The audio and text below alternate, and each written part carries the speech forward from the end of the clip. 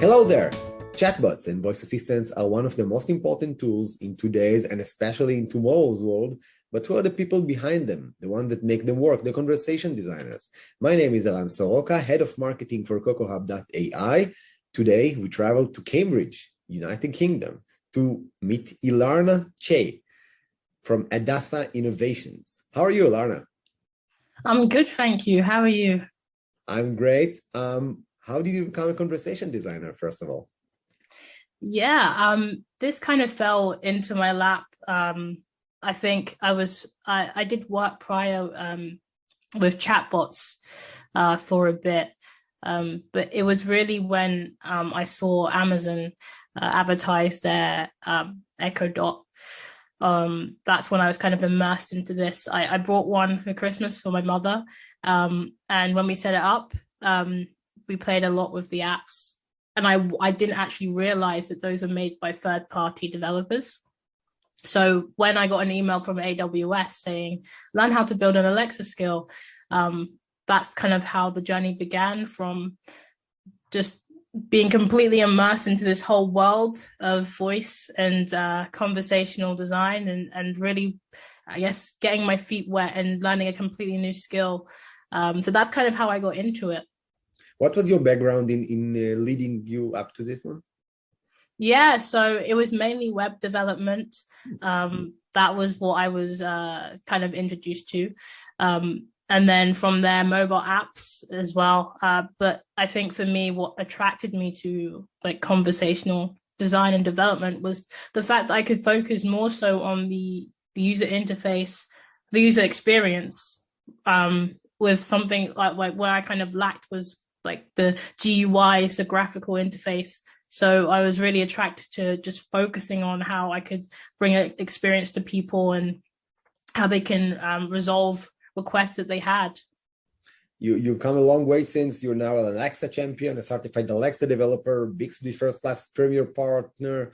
Out of the lots of projects that you created, what's the one that you're most proud of? I think it would have to be Musicbop Adventures for the sake of, for the reason that it's the reason why I'm here today. I think it was something that I started when I was 11 years old. Had this idea in my head about screen time, reducing screen time for children. And I initially thought when I saw the Alexa platform, I put it onto there, and I've had such good engagement and feedback from parents and grandparents. And I think it's so rewarding that kids are enjoying something that I put out, and it's actively helping them improve with their imagination and also in terms of reducing the screen time. So the mission is actually being successful in that sense. So I think, yeah, Musicbop Adventures is something I'm proud of, and I hope to continue to impact loads of kids around the world. So actually, it's quite ironic that, like the voice technology is being used to reduce the time that people interact with technology. No, definitely. I think it is a kind of one of those irony things, because now we're going towards a kind of like a companion with voice and how it complements screens and multimodal uses. That was one thing I was like, that I want to create something which actively reduces screen time and for kids anyway, helps them in like a social environment and a physical and mental environment too. So that's amazing. So how do you create this, sense of companionship? After all, this is a machine. Yeah, that's a good question. I think when you think of the context, that's kind of where you need to start. If this is something, for me personally, when I'm interacting with a chatbot or a voice experience, if it's something that's supposed to be very intimate, then I expect a very personalized experience. If it's something that's supposed to be, I guess, like a smart home interaction, then I just want it to do the job. I'm not really thinking about the complexities of how it would interact with you. So I think it all depends on the context. And that's kind of what people should identify with first. Mm-hmm. And when you develop for a smart speaker, what's the most important thing for you in a skill? I think it's like one thing I always say is that if I can, I have to identify why am I using my smart speaker over my phone. If I want to interact with something, then I need it to do something quicker, to be more efficient than if I were to go on my phone. So one of the things I like to do, especially, is like check what channel the football's on, for example. So what channel, what time is Liverpool playing today? And you have to identify where that person will be. In this scenario, I could either be in the bedroom or the living room or the kitchen. But it's like identifying the user case. So if it's something related to food, you would expect them to be in the kitchen.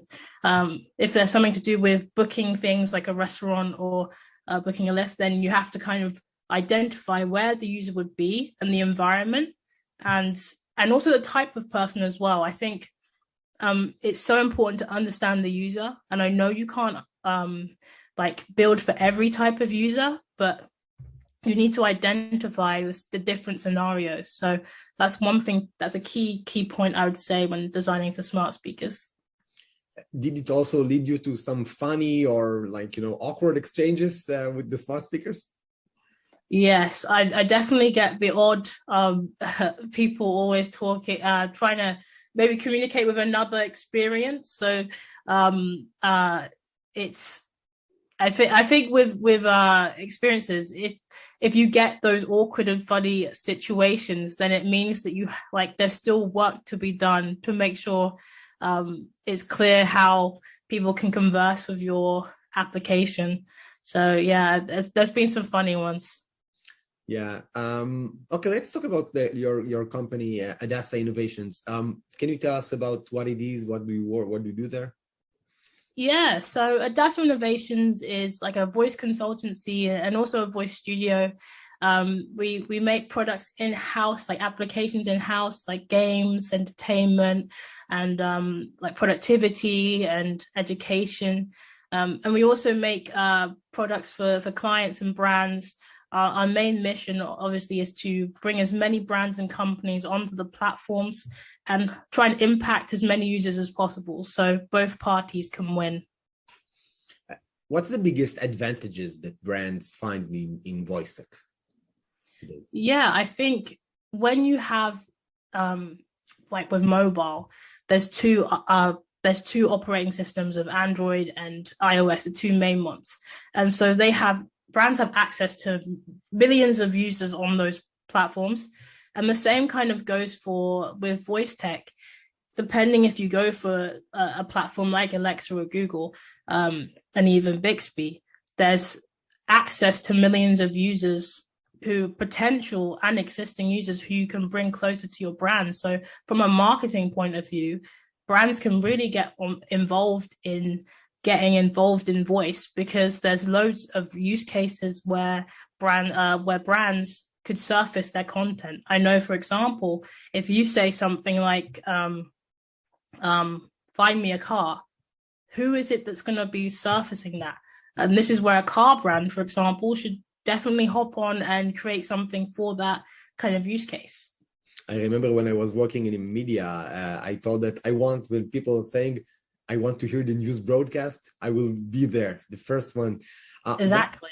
Yeah. What's the most creative ways that brands have used, leverage this technology so far with you? Yeah, I think definitely from a marketing part of view, that's where I've seen the most effective use cases.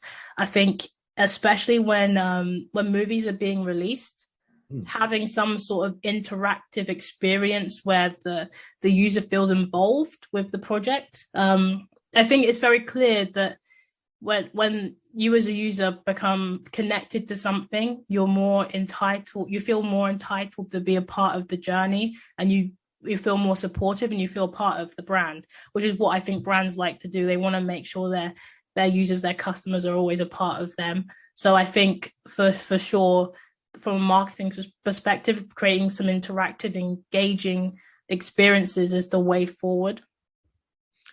Also, it bears some specific challenges, because no brand, no company wants to have bad PR, chatbot or skill. So how do you prevent it from happening? Yeah, I think it's definitely a learning, a piece of learning that when you start making chatbots and kind of conversational experiences, you need to hire some very knowledgeable people in that area. I think a lot of the mistakes people make is that they hire developers without hiring some sort of conversational expert who is able to kind of guide and create that high quality experience, because at the end of the day, a developer wouldn't have that experience to create a conversational flow. So I think when creating something like that, they should definitely think about like a linguistics person, a conversational designer, and just keep making that team instead of just thinking it's only development that we need. Mm-hmm. Outside of buying your mom for, of course, a Christmas gift, what other ways, if somebody wants to enter this field of developing for smart speakers or conversational AI, what other tips or advice would you have for this person? Yeah, for me, the best advice I was given was to network and reach out to other people in the field. I realized that the community that we're in at the moment is very helpful, very welcoming, very open, and people are willing to share their advice and share their experiences. And it's just a matter of don't be afraid to reach out and get involved in meetups, get involved in community projects and talks and speeches. So I would say, yeah, just network. Read, there's so many resources out there as well. I think we should also identify and highlight that there's no right or wrong way of approaching this. I feel conversational AI and design is something that is like the human. There's no one perfect human. There's no way to define the human. And that's kind of the same with conversational design. So it also soaks people from so many disciplines. And everybody brings, this is like the profession itself is still brewing, still building itself in a way.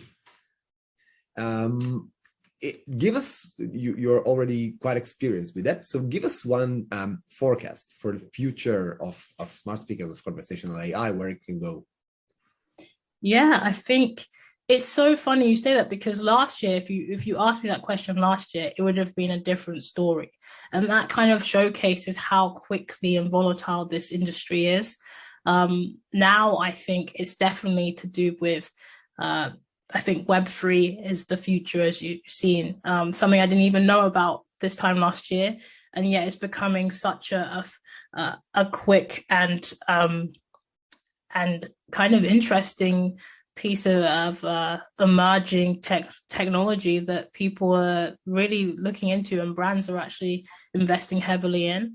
I think that I've always said voice is something that will be a companion to other tech. So multimodal focus is something that will continue to strive on. I just think voice is not at the forefront, but it will definitely, like I said, be complement these other technologies. So I definitely think Web 3.0 is something to watch out for in voice, and where it will actually take off the most and be heavily used there in regards to Web 2. Yeah. Well, I couldn't agree more that voice can be a companion. Even video can be a companion in our place. So yeah, it just, as you said, just being a companion for people. All right. So Ilarna Nche, COO and founder of Addasa Innovations, thank you so much for this insightful conversation. Thank you. Thank you for having me. You're welcome. And for everybody listening or watching this, you can log on to cocohub.ai and try to create your own virtual human with the new 3-layered model of personality that we have, that is quite awesome and people just love it. So thanks again. Stay safe. Take care.